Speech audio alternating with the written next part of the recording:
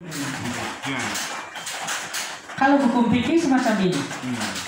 Ketika kita itu qada hajat atau kita mandi di tempat yang terbuka, maka kita wajib menutup antara pusar dan dengkul kita ini, ya, antara pusar dan lutut.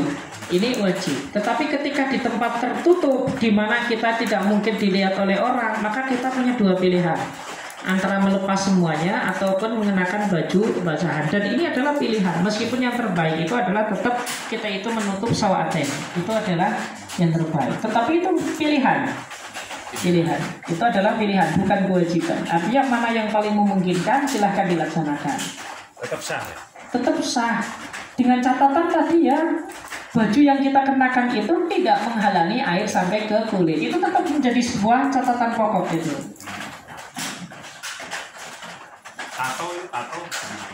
Tato, tato itu kan seperti yang kemarin dijelaskan gitu ya. Kalau tato itu memang berpotensi untuk menghalangi sampainya air ke dalam kulit. Terlebih kalau tato yang dengan jarum gitu ya. Kemudian yang berwarna itu juga jauh lebih kuat daripada yang tidak berwarna. Ya, kecuali kalau dalam keadaan terpaksa sekali, misalkan dia itu nggak tahu hukumnya tato, lalu kemudian setelah tahu dia itu menyesal, lalu kemudian berusaha untuk menghilangkan ketuik, lalu kemudian tidak hilang. Ini masalah sudah beda lagi. Ini masalah sudah beda lagi.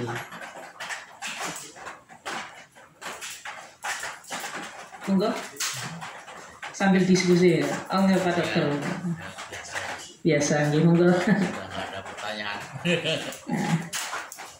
Terima kasih. Yang pertama memang menarik sekali yang sudah menjadi diskusi bahwa fikih ini memang menjadi solusi. Tadi terkait dengan bagaimana yang sudah ditanyakan itu mandi dengan air sedikit sudah sah dan bahkan wudhunya termasuk wudhunya tanpa niat berwudhu, Mandi saja itu otomatis wudhunya juga sudah masuk dalam mandi itu.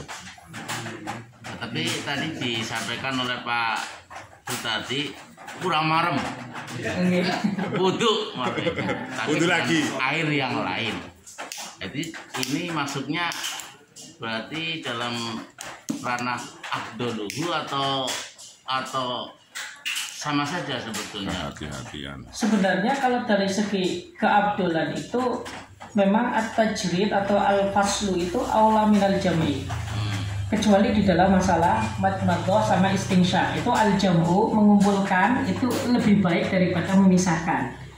Tapi kalau tadi tetap, sehingga nanti mandi punya keutamaan sendiri, wudhu punya keutamaan sendiri. Kalau dari segi abdoliyah maka lebih baik dipisah. Bisa. Kemudian yang kedua terkait tartib tadi. Tadi diterangkan bahwa tartib itu adalah urut ya, melakukan satu pekerjaan yang dilakukan, kemudian pekerjaan yang lain itu urutannya sudah jelas gitu. Iya, sesuai dengan aturannya. Aturannya. Diawali dari yang pertama, diteruskan kedua dan seterusnya. Tadi yang saya ingin garis bawah itu yang terkait jedanya tadi.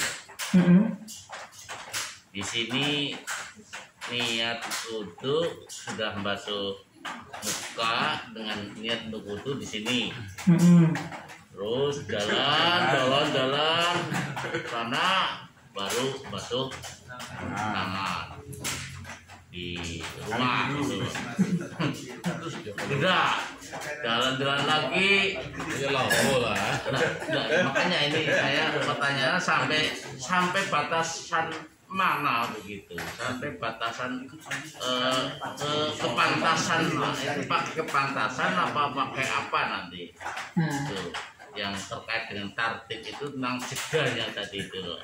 Nah, maka nyari air lagi lah itu barangkali di sini airnya habis di sana. Ya, jadi kayak gini. Yang namanya fikih ketika berbicara tentang tartib ini kan bagaimana fikih atau ulama itu ingin menjelaskan makna tartib secara bahasa dan istilah itu. Jadi memang arti daripada tartib itu yang penting berurutan. Iya. Sehingga ulama sepakat, yang penting mengerjakan pekerjaan yang pertama, lalu kemudian dilanjutkan dengan urutan berikut dan berikutnya. Meskipun jeda waktunya itu lama, dengan catatan dia tidak kedapatan sebab-sebab yang membatalkan wudhu. Ini nggak jadi masalah, tetap muktabaroh. Hanya saja di dalam berwudhu itu disunnahkan mualah. Kalau mualah itu membasuh anggota yang kedua sebelum kering anggota yang pertama. Makanya membasuh tangan sebelum anggota kepala itu kering. Ini mualah dan ini sunnah. Jadi memang kalau orang udah blong ya, aku udah blong.